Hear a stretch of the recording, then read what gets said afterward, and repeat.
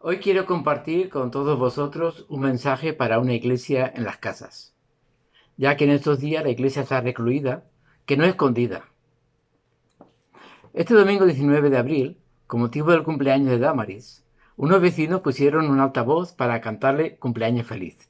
Y el resto de los vecinos en los balcones estuvieron cantando y durante un buen rato aplaudiendo. La verdad es que fue muy emocionante.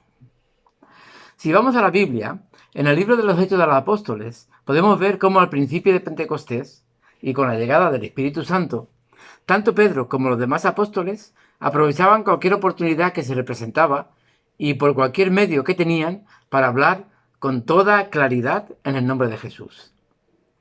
¿Qué es lo que produjo esto? Pues una hostilidad muy grande en autoridades judías, porque los consideraban como gente sin letras y del vulgo. Sin letras porque no tenían estudios teológicos formales y del vulgo porque no tenían un reconocimiento eclesiástico. Nos podemos imaginar lo duro que tuvo que ser para autoridades religiosas judías el darse cuenta de que los apóstoles con sus mensajes tenían más poder de convocatoria que todos ellos. Dice la Biblia que levantándose el sumo sacerdote y todos los que estaban con él se llenaron de celos y los pusieron en la cárcel. Pero un ángel del Señor les abrió las puertas y los sacó diciendo: Id y anunciad al pueblo todas las palabras de esta vida. Hechos 5, 17 al 20. Cuando los llevaron ante el concilio y decidieron soltarles, la única condición que les pusieron fue que no hablaran en el nombre de Jesús. Versículo 40. Eso es lo que realmente les preocupaba a los sacerdotes, que hablaran. Porque el cristianismo crece cuando habla de Cristo. Y un cristiano no puede dejar de decir lo que ha visto y oído, y tal y como dijeron Pedro y Juan al concilio en Hechos capítulo 4. Y llamándolos, les intimaron a que en ninguna manera hablasen ni enseñasen en el nombre de Jesús. Mas Pedro y Juan respondieron diciéndoles: Juzgad si es justo delante de Dios obedecer a vosotros antes que a Dios. Porque no podemos dejar de decir lo que hemos visto y oído. El Cristo resucitado transformó sus vidas. Y ese mismo Cristo resucitado también transformará las nuestras. La gente que nos ve y nos conoce lo va a percibir. Había un eslogan que estuvo mucho tiempo colgado en la secretaría de nuestro colegio, en la ciudad de Malabo, en Guinea Ecuatorial, que decía: los libros te informan, la Biblia te transforma. Los cristianos no debemos callar ni debajo del agua si es para hablar de Cristo. Vemos que Pedro y Juan, en primer lugar, ellos apelaron a la libertad de conciencia. Juzgad si es justo. Dijo Jesús que de la abundancia del corazón habla la boca, en Mateo 12:34. Y es que no hemos de dejarnos de manipular, ni tampoco dejar de hablar de Cristo por intimidación. La segunda cosa a la que apelan los apóstoles es a la libertad religiosa. Obedecer a vosotros antes que a Dios, dijeron. La verdad es que para nosotros los cristianos, Dios es lo primero de todo. Y nuestra fidelidad al Señor es incondicional. Obedezco a las autoridades para quedarme en casa. Pero eso no me impide hablar la buena nueva de que Jesús es mi Señor y Salvador. Y también, como dice Hechos 4:12, que en ningún otro hay salvación, porque no hay otro nombre bajo el cielo dado a los hombres en que podamos ser salvos. En tercer lugar, los apóstoles apelan a la libertad de expresión, porque no podemos dejar de decir. Si creemos que de verdad en la palabra de Dios encontramos lo que necesitamos para la salvación, esa misma palabra de Dios nos llevará a dar testimonio de nuestra fe en Cristo Jesús.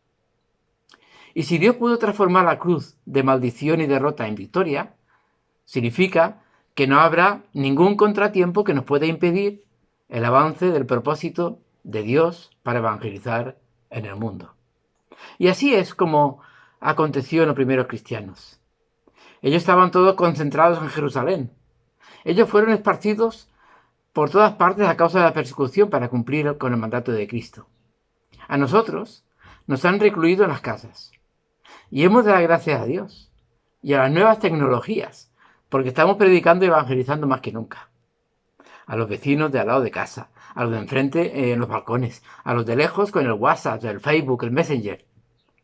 por lo que la actuación del gobierno nos ha llevado a toda clase de nuevas cuestiones a las que la Iglesia no se había enfrentado nunca. Por lo tanto, el confinamiento, en lugar de interrumpir el crecimiento de la Iglesia, en realidad lo que ha hecho ha sido fortalecerla espiritualmente. Hay otro aspecto muy significativo y que a mí me llama la atención, y es que los apóstoles hablaban con denuedo la palabra de Dios, y todo gracias al Espíritu Santo. Porque una y otra vez leemos la frase lleno del Espíritu Santo, lo cual les hacía obtener recursos sobrenaturales que les daban confianza para proclamar públicamente a Cristo.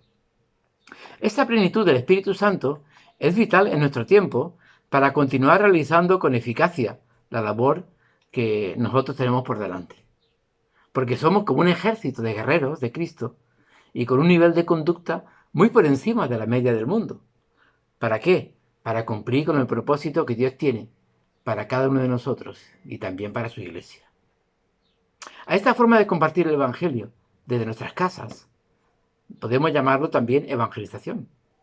Una oportunidad de oro que se nos presenta y que no debemos dejar de pasar la ocasión, porque de lo contrario sería como estar cometiendo un pecado de omisión. Para ello hemos de ser sensibles a la llamada del Señor para hablar a alguna persona. Dios no nos llama con una voz audible, pero sí de un sentimiento interno fuerte que reconocemos como de origen divino, que nos impulsa a compartir nuestra fe a alguna persona en concreto. Hemos de ser fuertes y hemos de estar preparados para las incomodidades. Por ejemplo, dejar algo que estamos haciendo en el momento necesario, visitar lugares que no iríamos si no es para hablar de Cristo, o recibir llamadas a deshora, llamada de teléfono. Debemos enfrentarnos a todo esto si queremos ser sensibles a lo que Dios quiere que hagamos para hablar a otros de Cristo. También hemos de superar prejuicios en cuanto a las personas que necesitan oír hablar de Dios y acerca de su amor. Porque Dios no hace acepción de personas en cuanto a la raza, religión o sexo, y nosotros tampoco tenemos que hacerlo. Debemos orar al Señor para que deseemos hablarle a cualquier persona a la que normalmente no pensaríamos en hablarle y que sentimos que necesitamos hacerlo. Puedo contar la historia en el Antiguo Testamento de un profeta llamado Jonás. Jonás nos enseña que no debemos huir de nuestras responsabilidades. Él fue llamado por Dios para realizar una misión y respondió intentando huir de su tarea. Podemos preguntarnos por qué. El problema no fue su cobardía ni tampoco su vergüenza, sino el resentimiento contra Dios por dar al enemigo una oportunidad de arrepentirse. Leemos en Jonás capítulo 4, versículos 1 y 2, que a Jonás le cayó muy mal lo que Dios había hecho y se disgustó mucho. Por eso oró al Señor diciendo: mira, Señor, cuando aún me encontraba en mi tierra, ya decía yo que esto es lo que iba a pasar. Por eso quise huir deprisa a Tarsis, pues yo sé que tú eres un Dios tierno y compasivo, que no te enojas fácilmente y que es tanto tu amor que anuncias un castigo y luego te arrepientes. Para una persona como nosotros, que hemos aprendido a tener amor cristiano hacia todos los hombres, la actitud de Jonás parece casi increíble. Pero para un israelita convencido que pertenecía al pueblo escogido y que los gentiles eran corruptos y por lo tanto no eran aceptables a Dios, la actitud de Jonás la podemos entender mucho mejor. Aunque nos sorprenda, porque esperamos una actitud diferente del profeta, su reacción fue muy humana. La historia de Jonás la encontramos mencionada por Jesús en varias ocasiones, cuando le pidieron una señal del cielo.